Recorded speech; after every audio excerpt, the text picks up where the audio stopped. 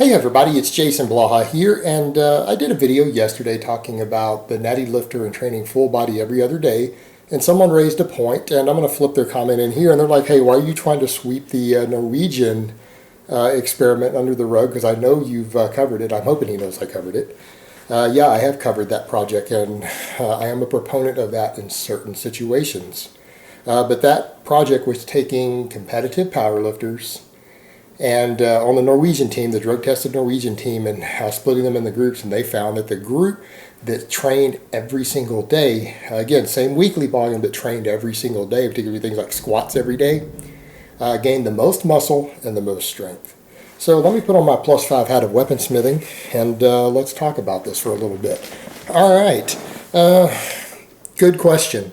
Cliff notes for people, yeah, training every day with all your primary exercises is going to give a drug-free lifter the most muscle gains. I don't dispute that. It's going to give them the most potential for muscle gains, the most potential for strength. I feel like for non-advanced lifters who don't know how to modulate their fatigue, trying to tell them to split the volume into more days doesn't work well. People who are newer to lifting, they're overly eager, they don't understand fatigue management because they're not fairly advanced lifters yet. I think having them do so outside of the care of a coach is a bad idea. I feel like a lot will overtrain basically. They'll push themselves too far because they don't understand fatigue management. Particularly young people with an interest in bodybuilding and bodybuilder mindset, it's going to be a disaster to put them on that type of training. It's not that it isn't superior, it's that psychologically not everyone is cut out for it. Some people have the wrong mindset to training. So let's jump into that a little bit and let's cover it deeper. So that's an interesting topic, interesting way to look at it. Yeah, if you were to take your total volume every week, let's say you had decided you were going to do 12 sets of squats. That's your entire lower body workout. Now people are saying, I do more than squats for my lower body. Well, other than your hamstrings, if you're doing that, you don't really know what you're doing. I'll just leave it at that. There's no exercise that you're going to do that's going to put more muscle on most of your lower body than squats. No need to do anything else. So we're using that as an example because it's a time-proven method that works for everyone from bodybuilders to powerlifters to football players. Squat is one of the premier lower body builders.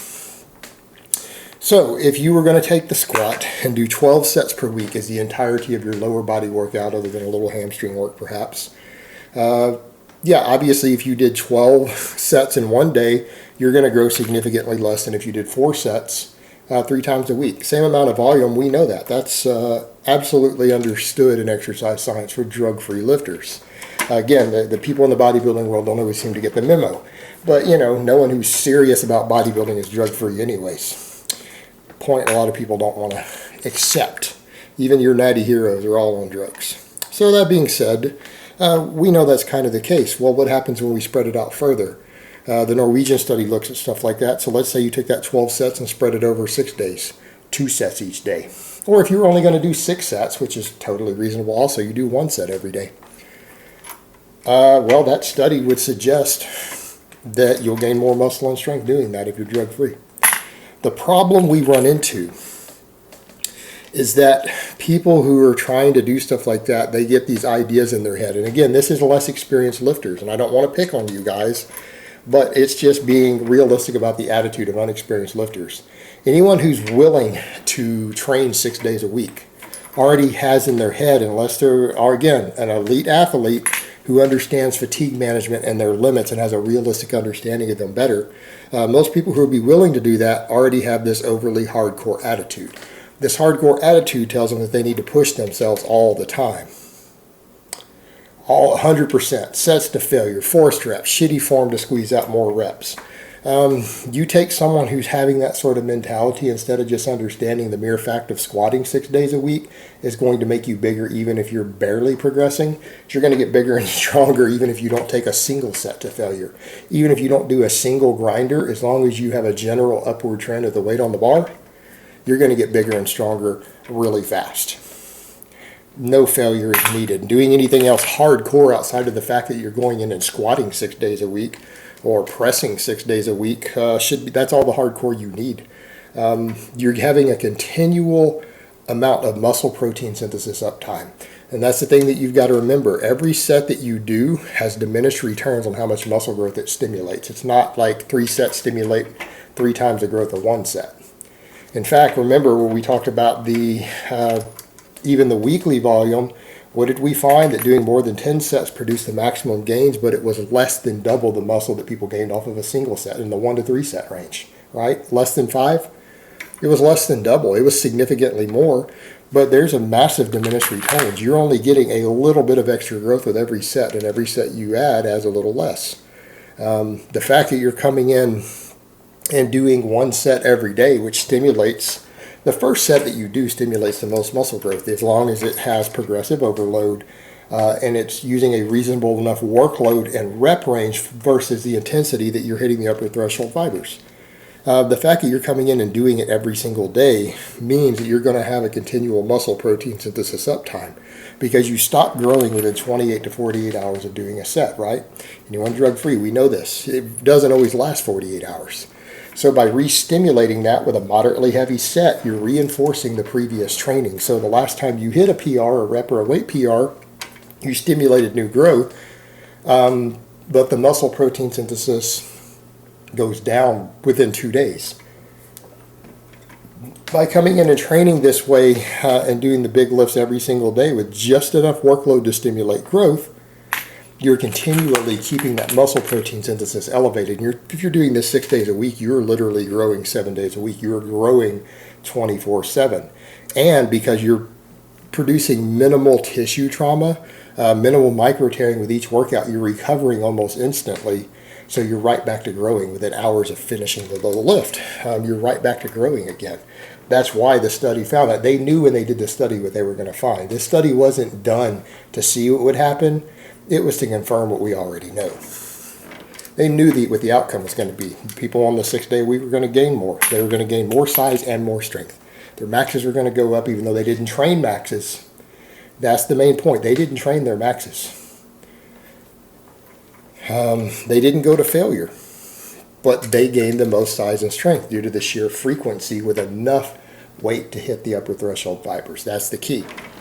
The problem, you start taking people who don't grasp this stuff and they think that they need to take every set all the way to the limit without realizing squatting and pressing 6 days a week is hardcore enough. As long as you're moderately heavy, that's already hardcore enough. You don't need to go the extra mile. They're going to tend to come in and try to push themselves too hard. They're going to overtrain. They're going to burn out. They're going to injure themselves. That's one reason I don't like to see even upper, lower 6 day a week or push, pull legs off. Because people who want to go train 6 days a week don't understand how to train 6 days a week without drugs. They follow some bodybuilder who does it and they don't understand his methods and they think they need to be going to failure. When I would tell them, if you're doing any sets, if you're training 5 or 6 days a week and you do a single grinder rep or you get a single set to failure, you're already fucking yourself over. It's a bad way to train. You're interfering with your recovery curve on that type of frequency. These are the guys who get connective tissue pains. These are the guys who get injuries, muscle tears, pulls, again, inflamed tendons, because they don't seem to grasp this concept. Or they use excessive volume. And again, leads to burnout, leads to injury, leads to chronic overreaching and overtraining. What we found with this study, it just wasn't necessary. Sufficient workload to stimulate growth. That's all it takes. And what that means is that, again, what we've studied, if you take your total weekly volume and the more sessions you spread it out through the week so that you get a higher frequency on each exercise and body part, the more you grow. And yeah, that study took it to the extreme by taking it out to 6 days a week and having guys squat 6 days a week. It produced the best results. But people have to understand that's using the same volume. And that's exactly what you'll see. You'll see guys who are used to doing 3 sets of squats 3 times a week. You put them in 6 days a week, they don't realize they're only supposed to do 1 or 2 sets. It's getting people to grasp that reducing the volume for the higher frequency. For too many guys, it doesn't compute because they don't grasp fatigue management. And they'll come in and they'll be trying to squat 3 sets every time. It's not going to work. They're going to burn out. So that's why I don't push it a lot. I don't recommend it, even though I know it's superior. Now, if I have someone who comes to me and says, I understand my fatigue management, I understand that I don't need to be doing grinders, I don't need to be doing sets to failure, and I understand that if I want to perform an exercise 6 days a week, I don't need to be doing large amounts of volume on it, that the actual act of doing it will stimulate muscle protein synthesis. I know that when I start seeing my strength reduce significantly, or if any of my tendons hurt, that I should take a 1-week deload immediately. Every time without fail. Now, if I have a young lifter who tells me that they completely understand that, and they're very, very clear with that, I would say to them, okay, this style of training might be okay for you. Go for it. But if they don't understand those things, and you have someone who literally says, well, I train through pain, that person is an idiot, and you can't recommend this type of training to them. They're going to get hurt. People who don't realize they need a full 1-week deload anytime their elbow hurts or their knee hurts or their hip hurts from training, immediately they don't come in and do one more heavy session, that's it. People who can't grasp that can't use this style of training. You can't have them do it. People who come in and think they need to be trained to failure or do forced reps, you can't have them do this type of training. It's not going to work for them. And that's the main thing. That's the same thing the Bulgarians learned. That's the same thing Matt Perryman learned, who's, again, doing his PhD on this stuff right now when he wrote his book, Squat Every Day. When you're training in that sort of manner, the frequency itself is the hardcore end of it. The frequency itself is one of your primary stimulators of growth. And that frequency will bury you if you're coming in pushing yourself too hard. Like even Matt Perryman recommends, don't listen to any hardcore music, no Slayer if you're a metalhead, no gangster rap, anything that gets you pumped up psychologically, you don't listen to it. If that's what they play in your gym, put earplugs in. Don't use smelling salts, don't use pre-workouts, don't use stimulants. Come in and what you can lift with good form, no reps that aren't good form, no grinders that you can lift without psyching yourself up or being pumped up is how you have to train if you want to squat every day and get brutally strong doing it. And that's kind of what Matt Perryman's written about. Again, even psychological arousal will push you into overreaching or chronic overreaching. And so it's about how much can you lift with good form without psyching yourself up, without stimulants, without pre-workouts, without loud music blaring. What can you do and calmly with deep breaths and focus come in and lift? And if you can do that, you can get away with squatting every day. But you have to modulate the intensity. Not just the intensity, if we think of it in exercise science, the weight on the bar, but the psychological intensity has to be limited as well. Again, or you're simply going to burn out with that sort of training frequency. And the guys who don't burn out doing it, again, there's usually enough drugs involved to help with that, but even they'll eventually burn out too. Usually what they'll do before they burn out is they'll snap something. So that's the reason, even though I know this style of training is superior from a physical level, psychologically, a lot of people can't actually handle it, and they can't do it even though I know pretty much for a fact that it is the best way to train. Yeah, to come in and do an exercise every single day. If you want to grow those body parts or make that lift stronger, you need to do it every day. But most people can't hack it. They don't have the right mentality for it. And if you put them on it, you're going to hurt their progress or hurt them over the long haul. All right, guys, but that's really all I have to say on that today. I hope it's been informative, and I will talk to you guys next time.